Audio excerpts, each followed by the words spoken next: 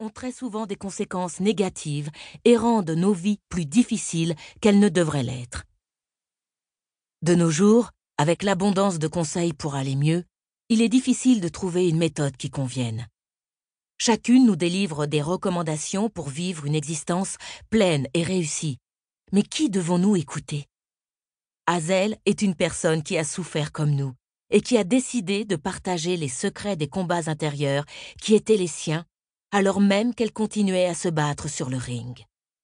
Lorsqu'on la rencontre, on est immédiatement frappé par son intelligence, sa rapidité d'esprit et les ondes positives qu'elle dégage. Elle incarne la confiance en soi. C'est une athlète de niveau mondial, une chanteuse professionnelle et une thérapeute très talentueuse.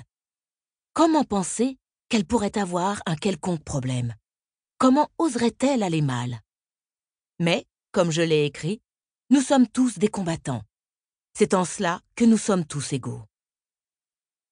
J'ai eu toutes sortes de patients, des top modèles, des athlètes bardés de médailles olympiques, des PDG puissants, des multimillionnaires, et leurs combats intérieurs les tourmentaient autant que mes autres clients, chauffeurs de taxi, VRP, réceptionnistes ou ouvriers.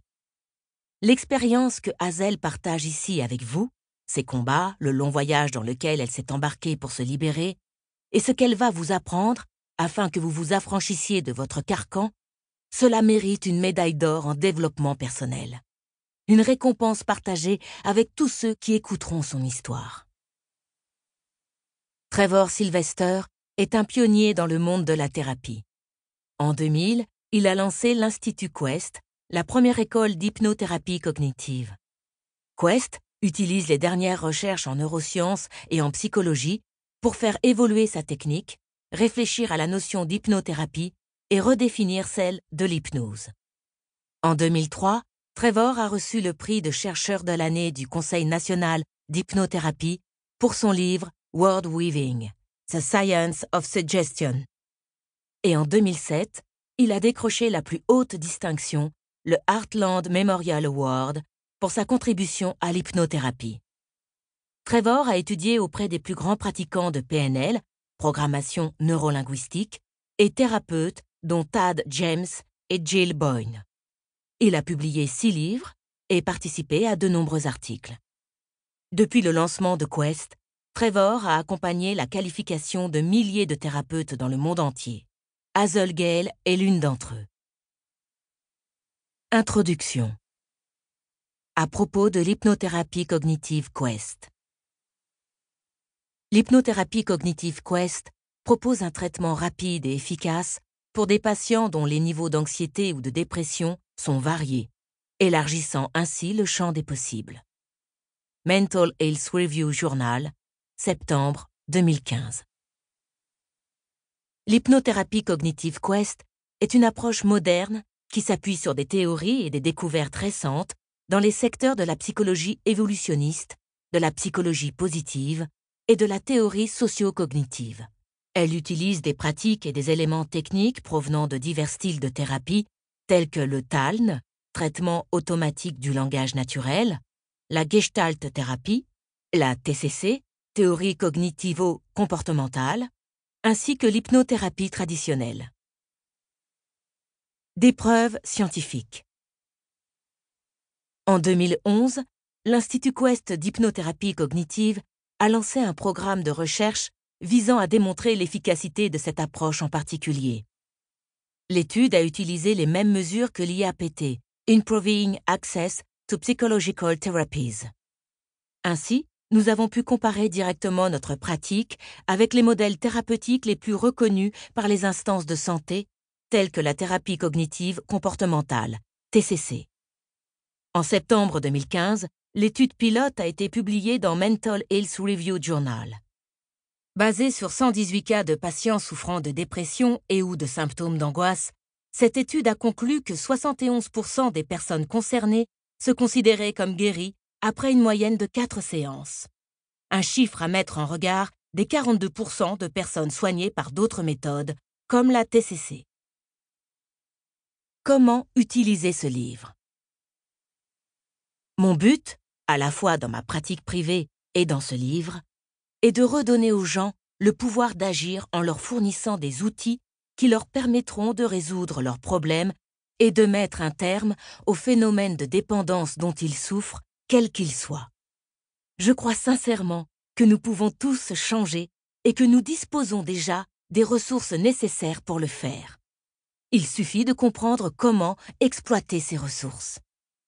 Fight a été conçu pour vous guider à travers le processus qui consiste à cultiver votre potentiel afin d'atteindre succès, bonheur et harmonie dans vos relations.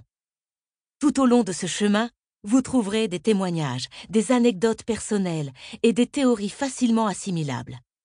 Quand vous aurez fini d'écouter ce livre, vous maîtriserez quelques-unes des techniques les plus efficaces pour contrôler votre façon de penser, de ressentir et d'agir. Mon intention est de vous entraîner dans le voyage thérapeutique que je propose à mes patients. Ma méthode n'est pas fixe et rigide. Il m'est donc impossible d'en offrir ici une réplique exacte. Cependant, j'ai pu identifier les processus clés et les exercices qui semblent avoir le plus d'impact sur le travail des personnes qui me consultent. Certaines idées vont résonner en vous plus que d'autres, et c'est tout à fait normal. Mais j'espère que ce qui ne vous semblera pas immédiatement le plus intéressant vous aidera tout de même à comprendre comment le cerveau humain fonctionne, et aussi à mieux appréhender les gens qui ne fonctionnent pas comme vous.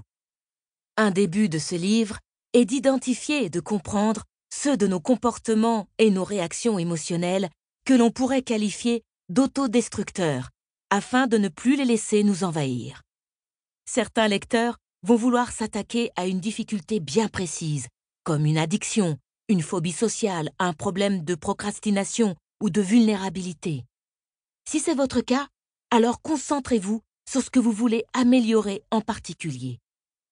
Mais vous n'avez pas besoin d'avoir un problème à régler pour tirer pleinement profit de cet ouvrage, puisqu'il s'agit surtout d'apprendre à connaître votre propre cerveau. Les exercices et les aspects théoriques présentés dans ce livre vous aideront à être un peu plus heureux ou simplement à mieux appréhender certaines dimensions de votre existence. Note: au cours de ce processus, vous allez devoir vous plonger dans des émotions négatives et des souvenirs qui s'y rattachent. Gardez toujours à l'esprit que si vous vous attaquez à un problème lourd, si vous avez connu des traumatismes importants dans le passé, alors certaines techniques décrites ici ne seront pas forcément bonnes pour vous. Si à un quelconque moment de l'écoute de ce livre, vous découvrez que vous touchez à certains de ces événements et que vous ne vous sentez pas d'attaque pour les affronter seul, pensez à consulter un thérapeute pour qu'il vous guide dans cette épreuve. Le temps. Des changements profonds et inconscients ne s'opèrent pas en un clin d'œil. Et si vous pensez assimiler le contenu de ce livre en seulement quelques jours, c'est un leurre. Le conseil le plus important que je peux vous donner avant que vous entamiez votre écoute est d'adopter le rythme qui vous paraîtra le plus agréable. À vouloir aller trop vite, vous pourriez vous retrouver enseveli sous les informations. Si vous vous sentez proche de la saturation, laissez votre esprit réfléchir à tout ce que vous avez écouté. Consacrez-vous à autre chose. Votre inconscient va traiter l'information plus efficacement si vous l'intégrez à votre système de pensée petit à petit. Se concentrer sur les bonnes choses.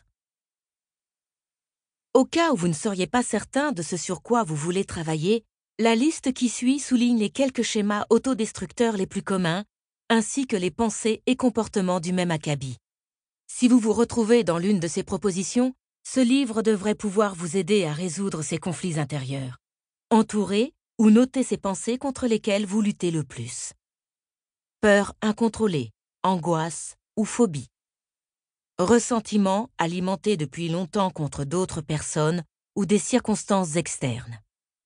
Tendance à toujours faire passer les désirs des autres devant les vôtres. Procrastination. Impression de ne jamais aller au bout des choses ou de ne pas réussir à tirer bénéfice d'une réussite personnelle.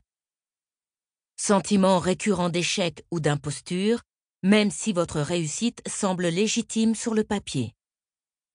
Pensées négatives ou autodestructrices récurrentes telles que « je ne sais pas » ou « je n'arriverai pas à ». Cela peut être plus spécifique comme « Je ne suis pas bon en maths. Livre audio complet gratuit disponible en description de cette vidéo.